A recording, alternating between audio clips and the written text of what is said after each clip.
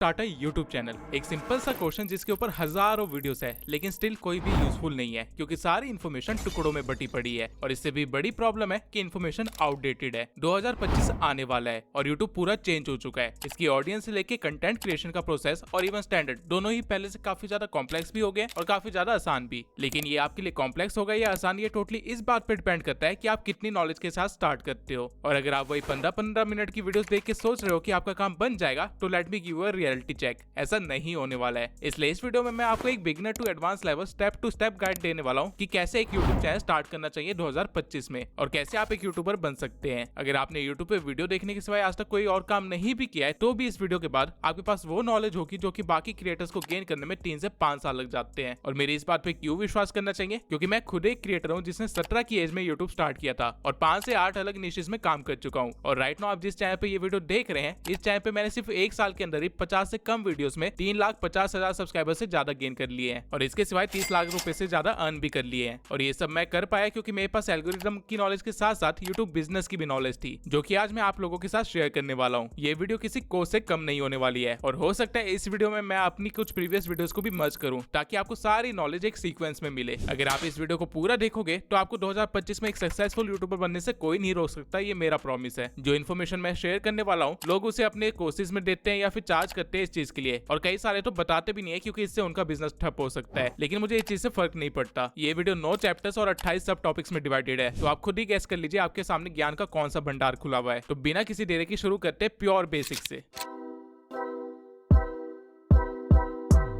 YouTube को छोड़ के 18 ऐसे और सोशल मीडिया प्लेटफॉर्म्स है जो कि पे करते हैं, लेकिन हम YouTube पे ही क्यों काम करें और सिर्फ YouTube का ही इतना बोलबाला क्यों है? क्योंकि YouTube एक स्नोबॉल इफेक्ट की तरह काम करता है। बाकी सोशल मीडिया पे चीजें ट्रेंड के अकॉर्डिंग चलती है और फिर गायब हो जाती है। जो रील आपने 2022 में देखी थी, अगर उसे आप आज ढूंढने बैठोगे तो आपको वो मिलेगी ही नहीं, क्योंकि उस रील का ट्रेंड खत्म हो चुका है। इवन हो सकता है कि आपको वो क्रिएटर भी ना मिले, क्योंकि अब वो क्रिएटर रेलिवेंट नहीं रहा। ट्रेंड चेंज हो गया, कंटेंट चेंज हो गया और लोगों ने क्रिएटर को छोड़ दिया और किसी और क्रिएटर को देखना शुरू कर दिया। एज अ रिजल्ट उस क्रिएटर का करियर शुरू होते ही खत्म हो गया। उसने जो भी पैसे कमाए होंगे वो तब तक ही कमाए होंगे जब तक उसकी रील्स चल रही थी, लेकिन उसके बंद होते ही उसने कुछ नहीं कमाया होगा। वहीं YouTube पे ऐसा बिल्कुल भी नहीं है। YouTube पे आप एक बार कोई वीडियो बना के डाल दो तो उसके पैसे आपको तब तक आते रहेंगे जब तक आप जिंदा है। आप खुद कभी नोटिस करना कि आपको YouTube चलाते हुए 2 साल 5 साल पुराना भी कंटेंट सजेस्ट हो जाता है। इवन कई बार तो 10 साल पुराना कंटेंट भी सजेस्ट हो जाता है। और जब तक कंटेंट सजेस्ट हो रहा है, यानी लोगों की फीड में आ रहा है, तब तक क्रिएटर पैसे कमा रहा है। इसको आप इस वे में भी ले सकते हैं कि बाकी सारे सोशल मीडिया प्लेटफॉर्म से एक कंटेंट की फीड है जहाँ चीजें आ रही है और जा रही है, लेकिन YouTube एक कंटेंट लाइब्रेरी है जहाँ पे चीजें स्टोर हो रही है। तो एक मेन रीजन YouTube को चूज करने का यही है कि यहाँ पे स्टेबिलिटी बहुत ज्यादा है। इस प्लेटफॉर्म को आप एक लाइफ टाइम करियर की तरह भी परस्यू कर सकते हो। इसके अलावा YouTube 2005 से चल रहा है और अभी तक 122 मिलियन लोग इसे रोज चलाते हैं और इस पे कंटेंट देखते हैं, यानी कि 12 करोड़ लोग रोज एक ही प्लेटफॉर्म चला रहे हैं। तो ऑब्वियसली कमिंग फ्यूचर में इसके बैन होने का तो कोई भी स्कोप नहीं है, क्योंकि ये खुद में एक पूरी इकोनॉमी भी चला रही है। अगर आज इंडिया में YouTube बंद हो जाता है तो पूरी 16,000 करोड़ की इकोनॉमी को इफेक्ट पड़ेगा और ऑब्वियसली सरकार खुद का इतना बड़ा लॉस तो नहीं करवाने वाली है। इसलिए टिकटॉक की तरह ये कोई रिस्की प्लेटफॉर्म नहीं है, बल्कि सबसे सिक्योर्ड प्लेटफॉर्म है। तो अगर मैं आपको शॉर्ट में समझाऊं तो यहाँ पे पैसा लाइफ टाइम है, स्टेबिलिटी भी है और फ्यूचर सिक्योरिटी भी है और क्रिएटिव फ्रीडम तो भर भर के है। और ये इनफ है आपके लिए इस प्लेटफॉर्म को सीरियसली लेने के लिए, क्योंकि आजकल ये चारों चीजें तो किसी जॉब में भी नहीं मिलती। इसके सिवाय यूट्यूब से जो फेम मिलता है और जो पैसे मिलते हैं वो आपकी जिंदगी बदलने का पोटेंशियल रखते हैं। और इसका प्रूफ मुझे दिखाने की जरूरत नहीं है, आप लोग ये वीडियो देख रहे हो तो आपको ऑब्वियसली ये चीज पता होगी। रही बात अर्निंग की, तो मैं खुद एक छोटा क्रिएटर होकर भी इस साल 30 लाख रुपए से ज्यादा कमा चुका हूँ सिर्फ यूट्यूब से, और मेरी एज अभी सिर्फ 20 साल है। इंडिया में एक सॉफ्टवेयर इंजीनियर की एनुअल सैलरी 10 लाख रुपए होती है, यानी कि अगर एक तरह से देखा जाए तो मैंने एक सॉफ्टवेयर इंजीनियर से 3 गुना ज्यादा कमाया इस साल। और ये चीज बोल के मैं किसी इंजीनियर की डिसरिस्पेक्ट नहीं कर रहा, I really respect them, but मैं आपको एक करियर ऑप्शन दिखा रहा हूँ जो कि आपको ट्रेडिशनल एजुकेशन सिस्टम नहीं दिखाने वाला है। इवन आपके पेरेंट्स भी आपको ये चीजें नहीं बोलने वाले, क्योंकि उनको खुद को भी नहीं पता। और रही बात बाकी यूट्यूबर्स की, तो ऑब्वियसली वो तो अपना कॉम्पिटिटर्स नहीं बढ़ाना चाहेंगे, तो क्यों ही बताएंगे।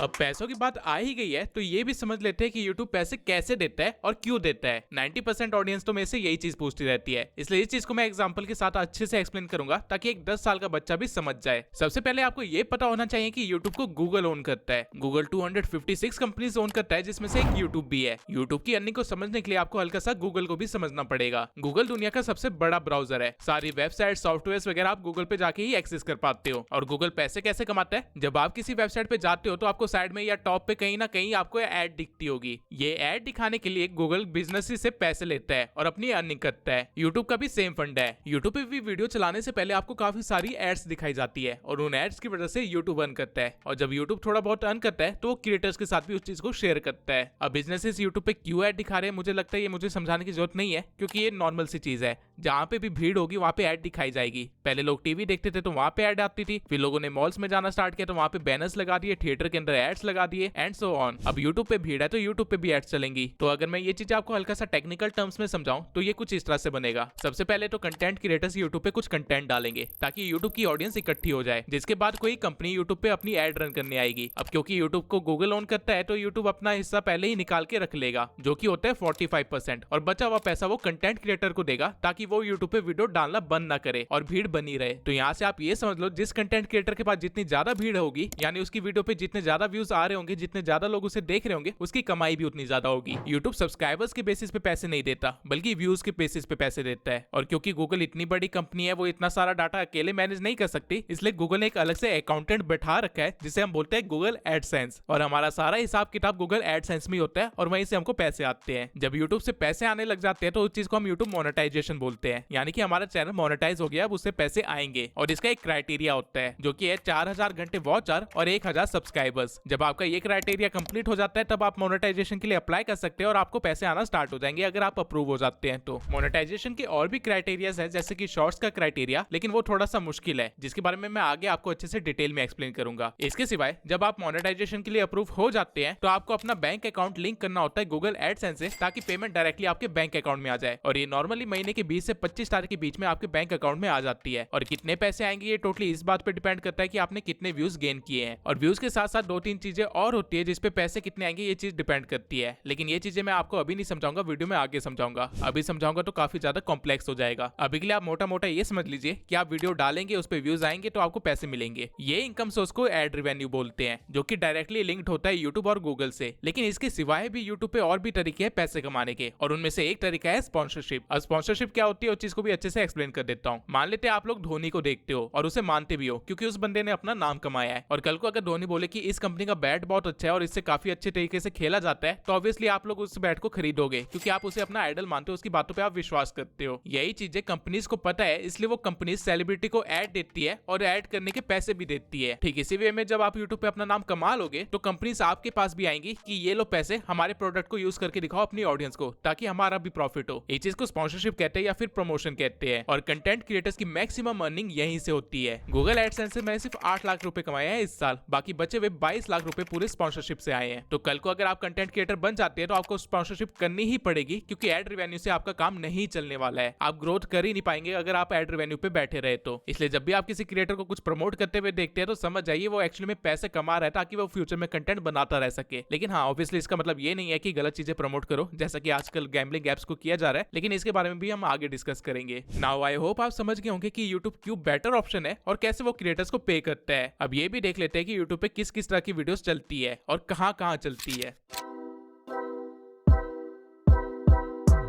यूट्यूब शायद एक लौटा ऐसा प्लेटफॉर्म है जिसपे 2 साल के बच्चे से लेके एक 75 इयर्स का बूढ़ा भी कंटेंट कंज्यूम कर रहा होगा। और ये कोई फिक्शनल डाटा नहीं है। यूट्यूब किड्स, जहाँ पे बच्चों का कंटेंट डलता है, like nursery rhymes, moral stories, toy reviews, Pega pig and so on, वहाँ पे डेली के 500 मिलियन व्यूज जा रहे हैं, यानी कि 50 करोड़ बच्चे डेली कंटेंट कंज्यूम कर रहे हैं वहाँ पे। और नॉर्मल यूट्यूब पे डेली के 122 मिलियन एक्टिव व्यूअर्स आते हैं, जिसका डाटा मैं आपको स्क्रीन पे शो कर देता हूँ। इस डाटा से आपको ये पता चल जाएगा कि किस एज ग्रुप के कितने लोग यूट्यूब चलाते हैं और उनको अगर नंबर में कन्वर्ट किया जाए तो वो कितने बनते हैं। नाउ जो चीज एक 13 साल का बच्चा देख रहा होगा, वो चीज कोई 40 साल वाला बंदा तो नहीं देख रहा होगा। इवन आप किसी भी एज ग्रुप को पकड़ लीजिए, उसमें भी आपको हद से ज्यादा वैरायटी दिख जाएगी। मैं अभी आपको कुछ ऐसी वीडियोस दिखाता हूँ जो कि शायद आपने कभी देखी ही नहीं होगी।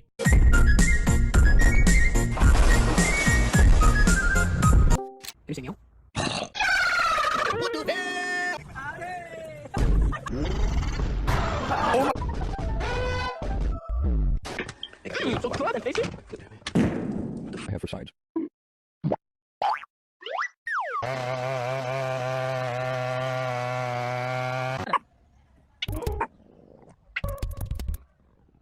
कैसी लगी ये वीडियोस? ये वीडियो जितनी अजीब है आपको जान के हैरानी होगी कि इसको देखने वाले लोग भी हैं और इन वीडियो से इन क्रिएटर्स ने लाखों में अर्न किया है। जो पॉइंट मैं यहाँ पे आपको एक्सप्लेन करने की कोशिश कर रहा हूँ वो ये है कि कुछ भी क्रिएट करो, लिटरली कुछ भी। टॉयलेट से पुतिन का फेस निकालते हुए दिखा दो, उसको भी देखने के लिए 8 मिलियन लोग बैठे हुए हैं। अब कंटेंट भी आप तरह तरह से बना सकते हो, या तो फेस दिखा के बना सकते हो, या बिना फेस दिखाए बना सकते हो, बोल के बना सकते हो, या बिना बोले भी बना सकते हो। कोई ना कोई उस चीज को देखने के लिए ऑलरेडी बैठा हुआ है। कंज्यूमर आपके पास पहले से ही है, आपको बस प्रोड्यूसर बनना है। अब यहाँ पे इतनी वैरायटी है तो अभी तक आप कंफ्यूज भी हो गए होंगे कि क्या बनाए और क्या करे, हम यूट्यूब पे अपना काम कैसे स्टार्ट करें और वायरल हो। अब ये पता करने से पहले आपको ये पता होना चाहिए कि आपका यूट्यूब से गोल क्या है। मैक्सिमम लोग यहीं पे गलती कर देते हैं, जिस वजह से वो गलत अप्रोच लेके 2-3 साल वेस्ट कर लेते हैं और फिर अकल आती है कि ये क्या कर दिया मैंने। अब आपके 2-3 साल वेस्ट ना हो इसलिए मैं पहले ही आपको सही अप्रोच पकड़ना सिखा देता हूँ।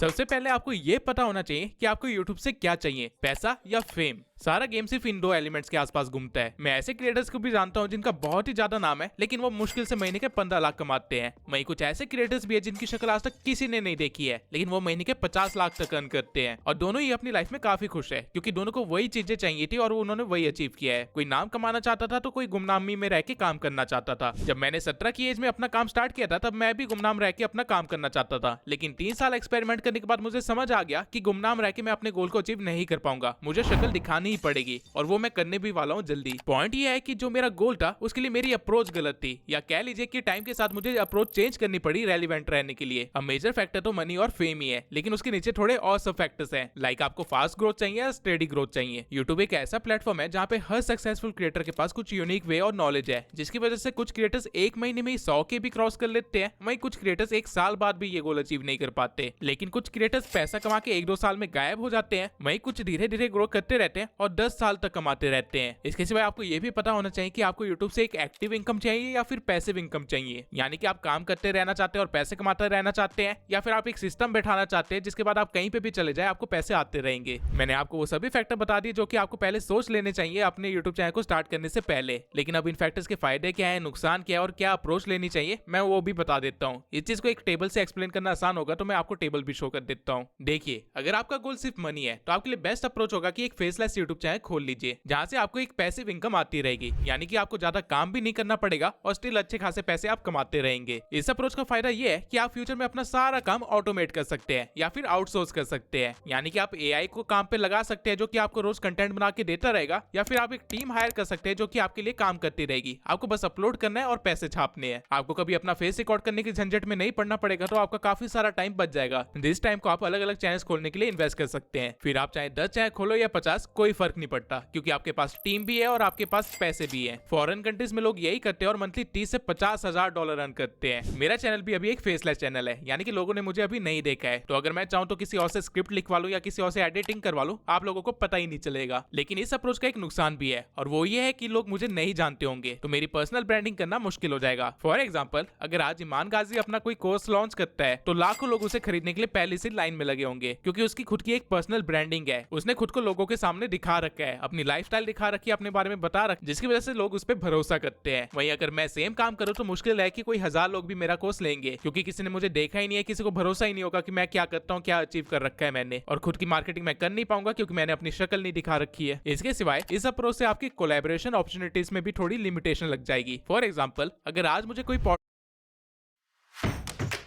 पे बुलाए तो मैं नहीं जा सकता। ऑल्दो मेरी काफी सारी अचीवमेंट्स है लेकिन मैं स्टिल उसके बारे में नहीं जाके बोल सकता, और क्योंकि पर्सनल ब्रांडिंग नहीं है तो ऑडियंस से लॉयल्टी और इंटरेक्शन भी कम रहेगा। जैसे कि यूट्यूब पे आने से पहले मैंने इंस्टा पे 30,000 फॉलोअर्स गेन कर रखे थे और 100 से भी ज्यादा लोगों को मेंटरशिप दे रखी थी, लेकिन जब मैं यूट्यूब पे आया तो मुझे टोटली जीरो से स्टार्ट करना पड़ा क्योंकि मैंने इंस्टा पे भी अपना फेस नहीं दिखा रखा था। इसलिए अगर मैं वहां पे चैनल को प्रमोट भी करता तो उसका कोई फायदा नहीं था। मेरी जो ऑडियंस थी वो लॉयल नहीं थी, इसलिए वो डाइवर्ट नहीं होती यूट्यूब पे। वहीं अगर आज मिस्टर बीस्ट बोल दे कि वो स्नैपचैट पे कोई वीडियो अपलोड करने वाला है तो आधे से ज्यादा लोग तो स्नैपचैट इसी वजह से डाउनलोड कर लेंगे कि मिस्टर बीस्ट को डालने वाला है। लेकिन अगर आपको फेम चाहिए तो आपको फेस कैम वीडियोस बनानी पड़ेगी, यानी कि खुद को रिकॉर्ड करना पड़ेगा, और आपकी इनकम एक्टिव होगी, यानी कि जब तक आप अपनी शक्ल दिखा रहे हो तब तक आपके पैसे आते रहेंगे। अब जो डिसएडवांटेजेस फेसलेस के थे वो इसके एडवांटेजेस है, लाइक आप पर्सनल ब्रांडिंग कर सकते हो, खुद की मार्केटिंग कर सकते हो और ऑडियंस से ज्यादा बेटर कनेक्ट भी कर सकते हो। इवन कोलैबोरेशन अपॉर्चुनिटीज भी ज्यादा रहेगी। लेकिन नुकसान इस अप्रोच के भी है, आपकी शक्ल आपकी ही है, यानी आपको खुद को रिकॉर्ड करते रहना पड़ेगा जो कि काफी एनर्जी लेगा और काफी ज्यादा टाइम भी लेगा, जिसकी वजह से आप ग्रोथ पे अच्छी तरह से फोकस नहीं कर पाओगे, अलग अलग बिजनेस अपॉर्चुनिटीज नहीं देख पाओगे क्योंकि सारा टाइम कंटेंट बनाने में जा रहा होगा। आप स्क्रिप्टिंग वगैरह का काम किसी और को दे सकते हो, लेकिन वॉइस ओवर करना और खुद को रिकॉर्ड करना ये आपको ही करना पड़ेगा और ये कोई और नहीं कर सकता, इसको आप आउटसोर्स नहीं कर सकते। इसके सिवाय मल्टीपल चैनल्स खोलना और मैनेज करना बहुत ही मुश्किल हो जाएगा क्योंकि एक ही चैनल आपकी इनफ जान खा जाएगा। यहाँ पे आपकी ग्रोथ स्टडी एंड स्लो होगी। फेसलेस चैनल में आप मास प्रोडक्शन कर सकते हो, लेकिन वो चीज यहाँ पे पॉसिबल नहीं होगी। अब ये थे फायदे और नुकसान दोनों के, फेम और मनी के, लेकिन एक तीसरी अप्रोच भी है, हाइब्रिड अप्रोच, यानी कि आप दोनों काम कर सकते हो। इसका एग्जांपल आप मेरे चैनल से ही ले सकते हो। आप लोग मेरी आवाज सुन रहे हो तो आपको पता है कि ट्यूब सेंसाई बोल रहा है, मेरी पर्सनल ब्रांडिंग कुछ हद तक तो हो रही है, लेकिन क्योंकि मैं फेस नहीं दिखा रहा हूँ इसलिए मास प्रोडक्शन भी कर पा रहा हूँ और अलग अलग चैनल्स भी खोल पा रहा हूँ। बाकी चैनल जो मैं खोल रहा हूँ वो पूरी तरह से ऑटोमेटेड है, जिसके लिए मैंने एक टीम बैठा रखी है जो कि सारा काम करती है, मैं सिर्फ अपलोड करता हूँ। मैं इस चैनल के लिए सारा काम मैं खुद कर रहा हूँ, जिसकी वजह से मैं ऑडियंस से कनेक्ट भी कर पा रहा हूँ। फ्यूचर में जब मेरे 500 के हो जाएंगे तो मैं इस चैनल पे अपना फेस रिवील कर दूंगा, फिर मैं खुद की मार्केटिंग करके कोलैबोरेशन अपॉर्चुनिटीज भी बढ़ा लूंगा और फेम मुझे इस चैनल से मिलेगा, जबकि मेरे बाकी सारे चैनल्स मुझे पैसे लाके दे रहे होंगे और उसमें मेरी इन्वॉल्वमेंट कम से कम होगी। मुझे पैसिव इनकम और फेम दोनों चाहिए थे, इसलिए मैंने इस अप्रोच को लिया है। अब आगे बढ़ने से पहले मैं चाहता हूँ कि आप लोग थोड़ा टाइम लो और सोचो कि आपको क्या चाहिए। अगर आपने सोच लिया तो मैं आपको एक और गुड न्यूज बता देता हूँ। एआई इतना एडवांस हो गया है कि आप दोनों काम कर सकते हो, फेस कैम भी बना सकते हो और चैनल को ऑटोमेट भी कर सकते हो। तो कह लीजिए कि आप अगर सिस्टम को समझ गए तो आप अनस्टॉपेबल हो जाओगे, लेकिन ये चीज वीडियो में आगे बताऊंगा, अभी आपको बेसिक समझाने की जरूरत है। नाउ आपको यूट्यूब की वर्किंग पता है और आपको ये भी पता है कि आपको यूट्यूब से क्या चाहिए, लेकिन अब शुरू कैसे करें उस चीज पे आते हैं।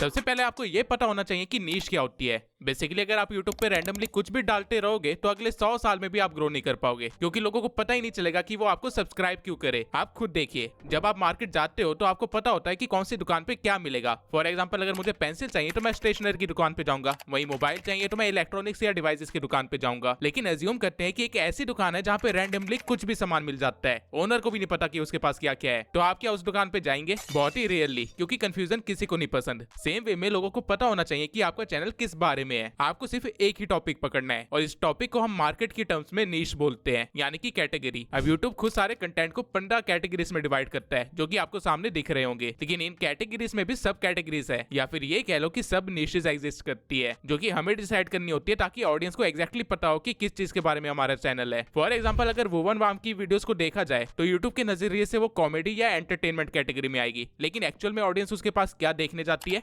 वाइन्स। तो यहाँ पे आप ये कह सकते हो कि वाइन्स एक सब निश है एंटरटेनमेंट कैटेगरी में। सेम वे में ऐसे हजारों सब निशेस एग्जिस्ट करती है और सब पे कंटेंट बन रहे हैं और लोग उसे देख भी रहे हैं, तो इनमें से आपको भी एक सब निश चूज करनी है। लेकिन इससे पहले मैं आपको थोड़ी इन्फॉर्मेशन दे देता हूँ जो आपको पता होनी चाहिए एक निश डिसाइड करने से पहले। हर निश की अर्निंग सेम नहीं होती। हम निश की अर्निंग को सीपीएम और आरपीएम से कंपेयर करते हैं। सीपीएम का मतलब होता है कि यूट्यूब को कितने पैसे मिल रहे हैं जब 1000 लोग किसी एड को देख रहे हैं। फॉर एग्जाम्पल मान लीजिए कि यूट्यूब को $1 मिलता है जब भी 1000 लोग किसी एड को देखते हैं मेरे चैनल पे, तो मेरे चैनल का सीपीएम होगा $1।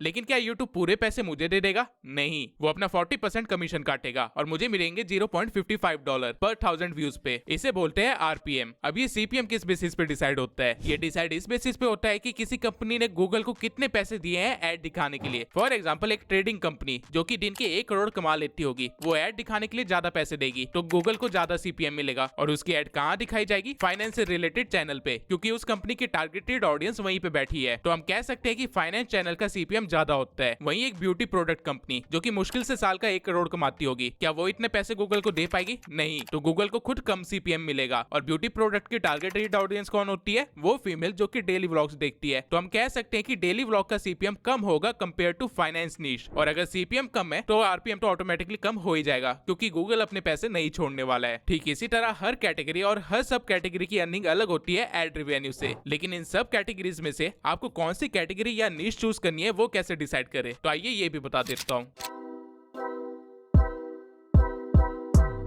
नीश ढूंढना कोई रॉकेट साइंस नहीं है, बस आपको आपका इंटरेस्ट या पैशन पता होना चाहिए। सोचिए अगर वुवन बाम ने वाइन्स की जगह एजुकेशन का चैनल खोला होता, ध्रुव राठी ने एजुकेशन की जगह टेक का चैनल खोला होता और टेक्निकल गुरुजी ने वाइन्स का चैनल बनाया होता, क्या लगता है आज ये लोग इतने सक्सेसफुल हो पाते जितने ये लोग हैं? ऑब्वियस आंसर है नहीं। लेकिन ये सारे आज दुनिया के सबसे बड़े क्रिएटर्स में काउंट होते हैं, क्योंकि इन्होंने अपने लिए एक सही नीश चूज की थी। पर आप लोग पूरी तरह से कंफ्यूज है कि मैं क्या नीश चूज करूं, क्या ट्रेंडिंग नीश में जाऊं या फिर जहाँ पे पैसे ज्यादा मिल रहे हैं वहां पे जाऊं, या फिर जो मुझे आता है वो करूं। और अगर मुझे कुछ नहीं आता तो मैं क्या करूं। टेक्निकल गुरुजी गैजेट्स रिव्यू और वुवन वाम वाइन्स इसलिए बनाते हैं क्योंकि ये उनका पैशन है। जब ये लोग सक्सेसफुल नहीं थे तब से ये लोग इस फील्ड में काम कर रहे हैं। अब इससे पहले आप लोग ये कहें कि आपका कोई पैशन नहीं है, मैं आपको बता दूं कि आप गलत हो। हर इंसान का एक पैशन या इंटरेस्ट होता है, बस उसको ढूंढना आना चाहिए। सोचिए अगर आपके पास दुनिया का सारा पैसा होता, अनलिमिटेड टाइम होता और कोई रिस्पॉन्सिबिलिटी नहीं होती तो आप क्या करते। आपका जो भी आंसर है वही आपका रियल इंटरेस्ट है। और अगर आपके पास कोई आंसर नहीं है तो ये देखिए कि आप अपने खाली टाइम में क्या करते हैं, या फिर आप अपनी डेली लाइफ में ऐसा कौन सा काम करते हैं जो कि सबसे ज्यादा टाइम कंज्यूम करता है। ये चीजें मूवी देखना, वॉक पे जाना, ओवरथिंकिंग जैसी छोटी चीजें भी हो सकती है और यही चीज आपकी सक्सेस की चाबी भी बन सकती है। आज के टाइम पे हर चीज पे कंटेंट बनाया जा सकता है और उसे मोनेटाइज किया जा सकता है। आपका जो भी पैशन, इंटरेस्ट या हॉबी है उसकी एक लिस्ट बना लीजिए। अगर ये लिस्ट लंबी है तो कोई प्रॉब्लम की बात नहीं है, बल्कि और भी ज्यादा फायदा है। अब मैंने पैशन ढूंढने पे इतना फोकस क्यों किया है इसका जवाब मैं लास्ट में दूंगा। तब तक हम चलते हैं अपने अगले पॉइंट पे।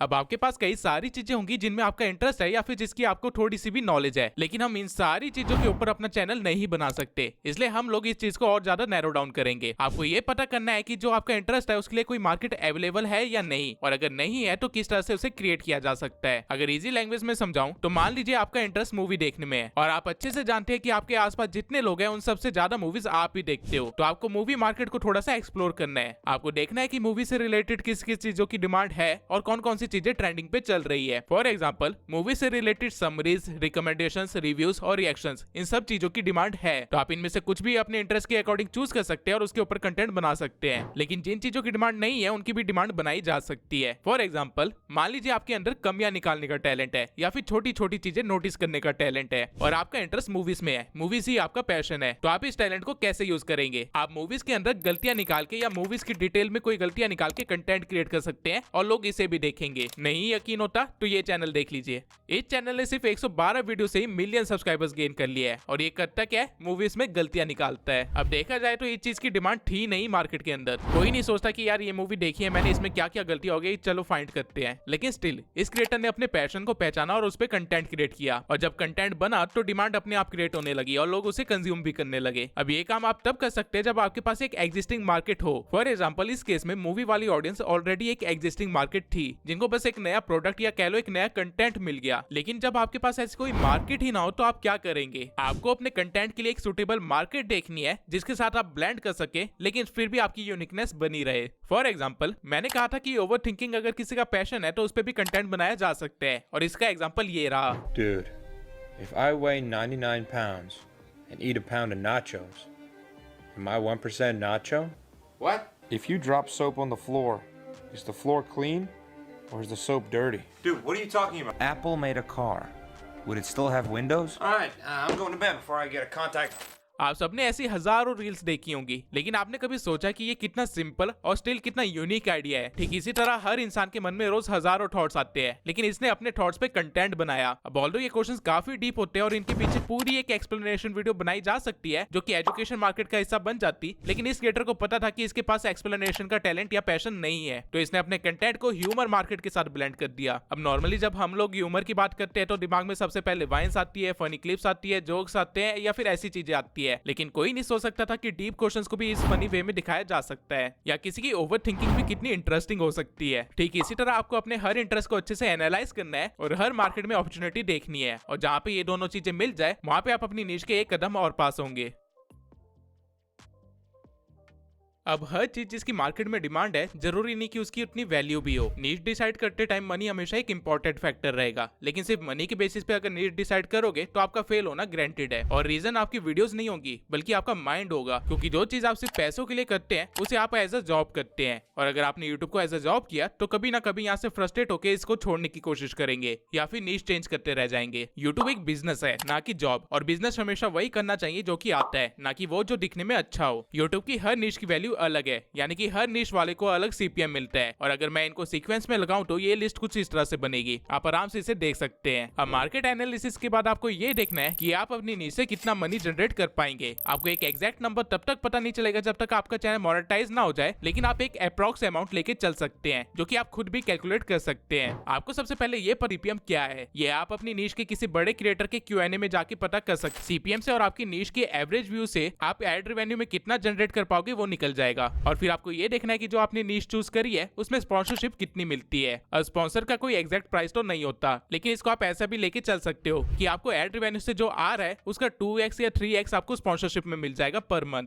और इस तरह आप एक अप्रॉक्स अर्निंग निकाल सकते हो। ये एक्यूरेट नहीं है लेकिन अप्रॉक्स है। अब ये गेम थोड़ा सा कॉम्प्लिकेटेड है। अगर मैं एग्जांपल से समझाऊं तो फाइनेंस वाले चैनल्स पे व्यूज कम आते हैं तो लोग सोचते होंगे कि यहाँ अर्निंग नहीं है, जबकि उनका सीपीएम सबसे ज्यादा होता है, यानी कि उनकी अर्निंग कम व्यूज में भी काफी ज्यादा है। वही एंटरटेनमेंट नीश में मिलियंस में व्यूज आते हैं लेकिन इनका सीपीएम सबसे कम होता है, इसलिए इनकी मिलियन व्यूज के बाद भी एट द एंड इनकी अर्निंग मॉडरेट ही होती है। इसके सिवाय हर चैनल का सीपीएम अलग हो सकता है, भले ही वो सेम नीश के अंदर क्यों ना हो, क्योंकि सीपीएम काफी सारे फैक्टर्स पे डिपेंड करता है, जो कि मैं आगे किसी ना किसी चैप्टर में आपको समझा ही दूंगा। अभी के लिए आप ये देखिए कि मैंने प्रीवियस सभी स्टेप्स को फॉलो करके ये सोचा था कि मूवी एक्सप्लेनेशन नीश में घुसूंगा, लेकिन मूवी एक्सप्लेनेशन एंटरटेनमेंट कैटेगरी में आएगी और इसका सीपीएम कम मिलेगा। इसके सिवाय इस नीश में स्पॉन्सरशिप भी ज्यादा नहीं आएंगी, तो मैं इस नीश को चूज नहीं करूंगा क्योंकि मनी वाले फैक्टर में ये नीश फेल हो गई है। अब मैं दोबारा से स्टेप 1 पे जाऊंगा और सारे स्टेप्स को फिर से फॉलो करूंगा, और जब मुझे कोई ऐसा टॉपिक या सब टॉपिक मिल जाएगा जो इन तीनों सर्कल्स के अंदर फिट हो तो मैं उसे एज अपनी नीश चूज कर लूंगा। अब वैसे तो इतने में आपकी नीश डिसाइड हो जाएगी, लेकिन अब एज अ क्रिएटर चीजों को ना देखते हुए एज अ बिजनेसमैन भी चीजों को देखते हैं।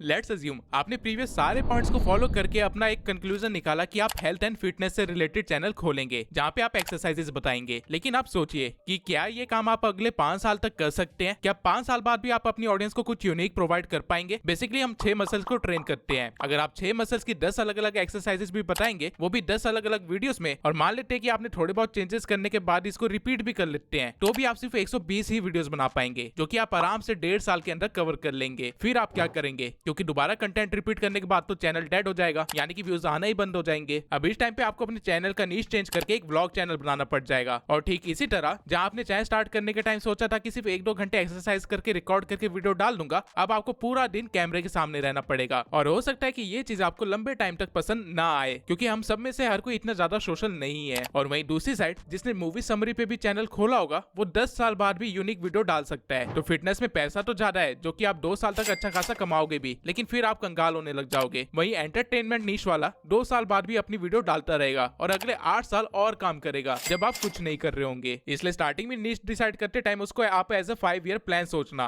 और जरूरत पड़ने पे आप अपनी नीश को किस तरह कन्वर्ट कर सकते हो ये भी ध्यान में रखना। और नीश कन्वर्ट करने के बाद वो चीज आपके लिए सुटेबल है या नहीं, इस चीज को अपनी टॉप फैक्टर में हमेशा रखना। यूट्यूब पे 114 मिलियन से भी ज्यादा चैनल्स है और बहुत ज्यादा चांसेस है कि आपने जो भी नीश डिसाइड की होगी उसमें ऑलरेडी काफी सारे बड़े प्लेयर्स होंगे जो कि आपकी ऑडियंस को ट्रैप करके बैठे होंगे। तो उनको आप कैसे बीट करोगे? या फिर कंपटीशन को देख के नीश ही चेंज कर लोगे? आपको ऐसा कुछ नहीं करना है। यही रीजन है कि स्टार्टिंग में मैंने आपको पैशन ढूंढने के लिए कहा था, क्योंकि अगर आपका कोई पैशन है या फिर किसी चीज में आपका इंटरेस्ट है तो फिर आपको कंपटीशन की फिक्र करने की जरूरत नहीं है, क्योंकि आपका कंटेंट खुद में यूनिक बन जाएगा। Let me explain. अगर आपका किसी नीश में इंटरेस्ट नहीं है तो आपको उसकी ज्यादा नॉलेज नहीं होगी, और वीडियो बनाने के लिए आप यहाँ वहां से इन्फॉर्मेशन कलेक्ट करेंगे, या फिर हो सकता है अपने कॉम्पिटिटर्स की वीडियो को मर्ज करके एक कंक्लूजन वीडियो बना देंगे। अब क्योंकि आपको ज्यादा नॉलेज नहीं है तो आप अपनी ऑडियंस के लेवल पे ही होंगे, और आपकी ऑडियंस भी ठीक उसी तरह रिसर्च करेगी जिस तरह आपने की थी, जिसकी वजह से आपकी ऑडियंस को आपके चैनल पे कोई यूनिक वैल्यू प्रोवाइड नहीं होगी। और अगर ऑडियंस ने कॉम्पिटिटर्स की वीडियो देख रखी होगी तो उनको ये भी पता चल जाएगा कि आपने कॉपी किया है, इसलिए वो आपको सब्सक्राइब भी नहीं करेंगे। एज अ रिजल्ट आपको ग्रोथ नहीं दिखेगी, आप फ्रस्ट्रेट हो जाएंगे और चैनल बंद कर दोगे, क्योंकि ये आपका पैशन नहीं था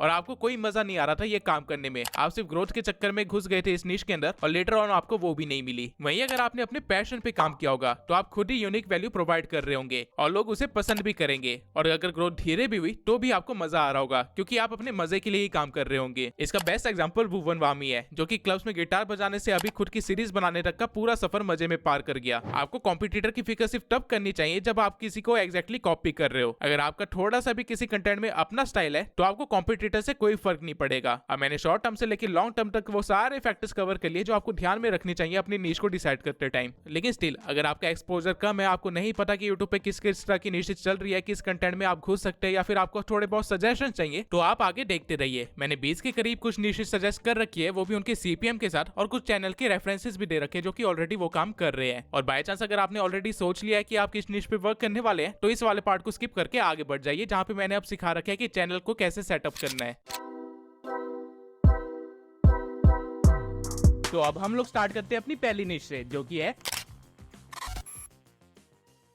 आप में से कितने लोग हैं जो बचपन में सावधान इंडिया, क्राइम पेट्रोल, अदालत या फिर सीआईडी जैसे शो देखा करते थे? आई एम श्योर काफी सारे होंगे। बट डू यू नो आप लोगों को ये शो देखने में इतना ज्यादा मजा क्यों आता था? ये शोज एक्चुअली में एक थ्रिलर की तरह वर्क करते थे, जहां आपका दिमाग एक डिटेक्टिव की तरह सोचने में मजबूर हो जाता था। और यही रीजन था कि उन शो की टीआरपी इतनी ज्यादा थी और इवन आज भी लोग उनको देखना पसंद करते हैं। लेकिन यूट्यूब पे ये निश अभी ज्यादा एक्सप्लोर नहीं की गई है। सर्च करने पे मुझे सिर्फ 2 ही चैनल्स मिले जो ये काम कर रहे हैं। पहला, क्रिमिनल कोर। ये चैनल हाल ही में हुए कुछ अनोखे क्रिमिनल स्टोरीज के बारे में बताता है और उनको किस तरह सॉल्व किया गया और सॉल्व करते करते क्या क्या ट्विस्ट है उस कहानी में, ये सारी इन्फॉर्मेशन देता है। ये सारी इन्फॉर्मेशन आप बहुत इजीली गूगल से या फिर न्यूज़पेपर से गैदर कर सकते हैं। और सोशल ब्लेड की माने तो ये चैनल हर मंथ $250 से लेके $4000 तक अर्न कर रहा है। अब इससे पहले कि आप लोग कमेंट में मुझे गालियां लिखे, मैं आपको पहले ही बता दूं कि सोशल ब्लेड की अर्निंग पूरी तरह से एक्यूरेट नहीं होती है। ये बस उस नीच की लोएस्ट आरपीएम को और हाईएस्ट आरपीएम को कैलकुलेट करके उनकी बीच की अर्निंग बता देता है। अगर आप चाहते हैं कि आपको किसी चैनल की अर्निंग पता चल जाए तो आप इस सोशल ब्लेड की अर्निंग के बीच का एवरेज ले सकते हैं और वो चैनल की एक्चुअल अर्निंग के थोड़े तो आसपास होगी। अब क्रिमिनल को जैसा ही ठीक एक और चैनल है इस निश में जिसका नाम है एक्सप्लोर विद अस, जो कि केसेस को खुद सॉल्व करने का ट्राई करता है और उसकी डॉक्यूमेंट्री बना के वीडियोस डालता है। और ऐसा करके इस चैनल ने 5 मिलियन से भी ज्यादा सब्सक्राइबर्स गेन कर लिए हैं और पर मंथ ये $7000 से लेके $121,000 तक अर्न कर रहा है। अगर आप इसे इंडियन रुपीस में कन्वर्ट करेंगे तो ये चैनल हर मंथ कम से कम 58 लाख रुपीस तो कमा ही रहा है। अब इस तरह का चैनल रन करना कोई मुश्किल काम नहीं है। इंडिया के अंदर वैसे भी क्राइम केसेस काफी ज्यादा बढ़ रहे हैं, तो आप इन केसेस को फिल्टर आउट कर सकते हैं और जो केसेस कुछ अनोखे हो या जिसमें कुछ ज्यादा ट्विस्ट हो उनकी कहानी वेबसाइट से या फिर न्यूज़पेपर के थ्रू गैदर करके उसके ऊपर एक वीडियो बना के उसे मोनेटाइज भी कर सकते हैं। और इन सभी काम में आपकी शक्ल दिखाने की कोई जरूरत नहीं है।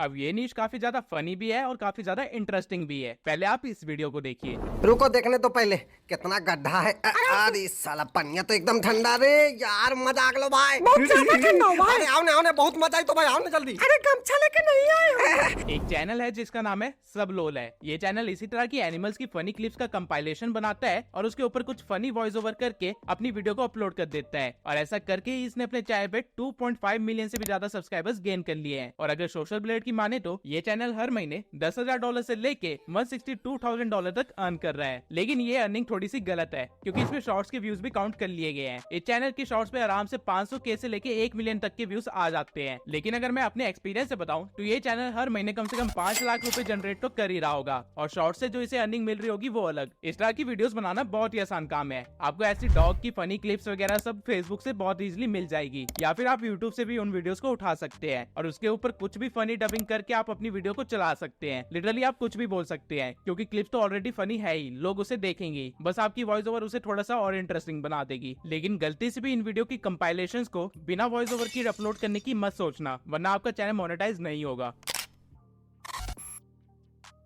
अब जिस तरह आप पिछली नीश में सिर्फ कुछ फनी वॉइस ओवर करके ग्रो हो रहे थे, ठीक उसी तरह अगर आप किसी ऑलरेडी एग्जिस्टिंग शो या मूवी के ऊपर फनी डबिंग करें तो आप भी AB ब्लैक की तरह ग्रो कर सकते हैं। एक चैनल ने सिर्फ 45 वीडियोस में ही 105 के सब्सक्राइबर्स गेन कर लिए हैं और वो भी सिर्फ CID के पुराने एपिसोड्स के ऊपर फनी डबिंग करके। एक बार मैं आपको इसकी वीडियो का छोटा सा हिस्सा दिखा देता हूँ। यहाँ तो सिर्फ करके दिखा है, बाकी की लाश कहाँ है? विवेक, सचिन, अंदर जाके देखो और निकालो जो कुछ भी अंदर है। सचिन जरा संभाल के। हाँ देखो कोई सबूत ना मिट जाए। सचिन देखो जरा संभाल के। हाँ सबूत ना मिट जाए। अब क्योंकि ये चैनल डबिंग के टाइम काफी ज्यादा एब्यूसिव लैंग्वेज यूज कर रहा है, इसलिए इसका चैनल येलो डॉलर में है। यानी कि चैनल मोनेटाइज तो है लेकिन वीडियोस पे ऐड नहीं आएगी क्योंकि इसने बहुत ज्यादा गालियां दी है। लेकिन अगर आप बिना गालियों के सिर्फ फनी और कॉमेडी स्क्रिप्ट से ही इस नीश के अंदर एंटर करें तो आप आराम से हर मंथ $125 से लेके $2,000 तक अर्न कर सकते हैं। अब I know you must be thinking कि ये तो कुछ ज्यादा अर्निंग नहीं है, लेकिन इसका रीजन ये है कि चैनल पे अभी सिर्फ 45 वीडियोस ही है, इसलिए चैनल की अर्निंग थोड़ी कम दिखाई जा रही है। अगर मैं आपको दूसरे चैनल का रेफरेंस दूं जो कि सेम तरह का काम थोड़ा हाई क्वालिटी में करता है तो वो चैनल हर मंथ $590 से लेके $9,000 तक अर्न कर रहा है। इस चैनल का नाम है क्लोज इनफ। ऑल्दो ये चैनल एनिमेशन बना के उसके ऊपर डबिंग करता है, लेकिन आपको इतनी मेहनत करने की कोई जरूरत नहीं है। आप कोई भी फेमस कार्टून, मूवी या शो को उठा के उसके इंपॉर्टेंट पार्ट्स को ट्रिम करके 7-10 मिनट की वीडियो बना सकते हैं जिसके ऊपर आपकी ओरिजिनल वॉइस ओवर होगी और वो चैनल 100% वर्क करेगा। आपको अगेन यहाँ पे फेस दिखाने की कोई जरूरत नहीं पड़ी। अब अब कोई भी कंट्री क्यों ना हो, वहाँ की यूथ हमेशा एक चीज से चिपकी रहती है और वो है स्पोर्ट्स। यूट्यूब पे 3 स्पोर्ट्स बहुत ही ज्यादा सर्च किए जाते हैं, पहला फुटबॉल, दूसरा क्रिकेट और तीसरा WWE। और अगर आपने इसमें से किसी भी एक स्पोर्ट्स में अपना चैनल ग्रो कर लिया तो आपकी चांदी ही चांदी नहीं बल्कि आपका सोना ही सोना होगा। स्पोर्ट्स का CPM बहुत ही ज्यादा हाई है और इसके अंदर ऑडियंस बेस भी बहुत बड़ी है। एग्जाम्पल के लिए आप टीफो फुटबॉल का चैनल देख सकते हैं, जो कि फुटबॉल से रिलेटेड चीजों को एक्सप्लेन करता है। कोई प्लेयर कैसे ग्रो हुआ, कौन सी फ्रेंचाइज किसने कैसे ग्रो करी, कौन सी फ्रेंचाइज किसने खरीद ली, इन सब चीजों के ऊपर कंटेंट बना के इस चैनल ने 1 मिलियन से भी ज्यादा सब्सक्राइबर्स गेन कर लिए हैं। और हर महीने ये चैनल करीब $2000 से लेके $45,000 तक कमाता है। अगर आप अपना चैनल फॉरेन ऑडियंस के लिए खोलते हैं तो आपको आराम से $3 का RPM भी मिल सकता है, जिसका मतलब है कि आप एक्चुअल में हर महीने सिर्फ 10,000 व्यूज से $30,000 तक की अर्निंग कर सकते हैं, जो कि इंडियन रुपीस में 24 लाख रुपए हुए। लेकिन अगर आप हिंदी में भी चैनल खोलते हैं जहाँ स्पोर्ट्स से रिलेटेड सिर्फ अपडेट या ओपिनियंस देते हैं तो आप भी रेसल चैटर की तरह हर महीने $2000 से लेकर $30,000 तक अर्न कर सकते हैं और अपने चैनल पे मिलियन सब्सक्राइबर्स इजीली क्रॉस कर सकते हैं। बस आपको थोड़ा सा फास्ट रहना पड़ेगा स्पोर्ट्स न्यूज के साथ। अब अगली न्यूज जो मैं आपको बताने वाला हूँ उस पे काफी कम कंपटीशन है, आप इसे एक हिडन जेम भी बोल सकते हैं। सरकार आए दिन कुछ न कुछ नई योजनाएं निकालती रहती है और पुरानी भी ऐसी काफी सारी योजनाएं हैं जिसके बारे में आम आदमी को पता ही नहीं है, जबकि ये सारी पॉलिसीज उनके फायदे के लिए बनी थी। आप इसी टॉपिक से रिलेटेड एक चैनल ओपन कर सकते हैं एक SD सरकारी योजना की तरह और हर महीने $200 से लेके $3000 तक अर्न कर सकते हैं। लेकिन आपकी एक्चुअल अर्निंग यहाँ से नहीं होगी। ये चैनल हर सरकारी योजना से रिलेटेड वीडियो डालता है और कुछ अपडेट होने पे उस वीडियो को दोबारा से अपडेट करके दोबारा डालता है। लेकिन आप इस चैनल से एक कदम आगे बढ़ सकते हैं। आप गवर्नमेंट पॉलिसीज के साथ गवर्नमेंट एग्जाम्स के ऊपर भी कंटेंट डाल सकते हैं। किसी ना किसी स्टेट में हर टाइम कोई ना कोई गवर्नमेंट एग्जाम चल ही रहा होता है, लेकिन काफी सारे लोगों को गवर्नमेंट एग्जाम के फॉर्म्स कहाँ से मिलेंगे, उसको कैसे फिल करना है, इस सब की नॉलेज नहीं होती है और वो यूट्यूब पे ही इस चीजों को सर्च करते हैं। लेकिन उनको यूट्यूब पे भी इससे रिलेटेड कोई अपडेटेड कंटेंट नहीं मिलता। आप फॉर्म कहाँ से रजिस्टर करे, कहाँ से फिल करे, इसके ऊपर कंटेंट बना के इजिली ग्रो कर सकते हैं। और आपकी एक्चुअल अर्निंग कहाँ से आएगी वो भी मैं आपको बता देता हूँ। किसी भी एग्जाम के फॉर्म का लिंक या पॉलिसी की रजिस्ट्रेशन का लिंक आप अपने व्हाट्सएप कम्युनिटी में डाल सकते हैं और लिंक से डालने से पहले आप किसी लिंक शॉर्टनर का यूज कर सकते हैं जो कि आपको पैसे देता हो। एक ऐसा ही लिंक शॉर्टनर है shrinkme.io। ये लिंक शॉर्टनर आपको हर 1000 क्लिक पे $4 देता है और सरकारी एग्जाम फॉर्म्स की लिंक लोग आग की तरह शेयर करते हैं, इसलिए उन लिंक्स पे 10,000 क्लिक्स लाना कोई मुश्किल काम नहीं है। अब अगर हम थोड़ी सी मैथ करें तो आपके एक लिंक पे 10,000 क्लिक्स आने से आपको $40 तक की अर्निंग हो सकती है और अगर आपने 30 दिन ऐसे लिंक शेयर किए तो आपको $1200 की अर्निंग हो जाएगी, जो कि इंडियन रुपीस में 80,000 से भी काफी ज्यादा है। इसके सिवाय एड रेवेन्यू से जो आपको पैसे आ रहे होंगे वो अलग होगा और साथ में आपको काफी सारे ऐसे लोग भी मिलेंगे जो कि कहेंगे कि आप उनकी तरफ से फॉर्म भर दीजिए और इस चीज के लिए वो आपको कमीशन वगैरह देने के लिए भी तैयार हो जाएंगे, तो वो अर्निंग भी आपकी अलग होगी। आप सरकारी एग्जाम के फॉर्म्स, आप योजनाओं के फॉर्म्स और साथ में बैंक जॉब के फॉर्म्स भी भर सकते हैं। इस नीश में मुझे सिर्फ एक ही चैनल मिला है और वो भी इस चीज को अच्छे से नहीं कर रहा है, तो आपके लिए ये नीश पूरी तरह से ओपन है। आपको करना क्या है कि आपको बस एक अपनी व्हाट्सएप कम्युनिटी बनानी है जहाँ से लोग इजिली आपके लिंक्स को और ज्यादा शेयर कर पाए। अगर आप यूट्यूब से स्टार्ट करते हैं तो आपको अपनी व्हाट्सएप कम्युनिटी बनाने में कोई ज्यादा मुश्किल नहीं आएगी और अगर आप एक रूरल एरिया से हैं तो आपको अच्छे से पता होगा कि सरकारी फॉर्म्स कितने ज्यादा भरे जाते हैं। अब ऑब्वियसली ये नीश एक फेसलेस नीश तो है ही, लेकिन ये साथ में एक कैश काउ चैनल भी है, यानी कि इस नीश के कंटेंट पे आपको व्यूज आते ही रहेंगे, भले 5 साल हो जाए या 10 साल ही क्यों ना हो जाए, क्योंकि टाइम के साथ लोगों की बायोग्राफी चेंज नहीं होती है। और एक ऐसा ही चैनल है बायोग्राफर, जिसने सिर्फ 85 वीडियोस में ही 297K सब्सक्राइबर्स गेन कर लिए हैं और सोशल ब्लेड की माने तो ये चैनल हर महीने $300 से लेके $6000 तक अर्न कर रहा है। लेकिन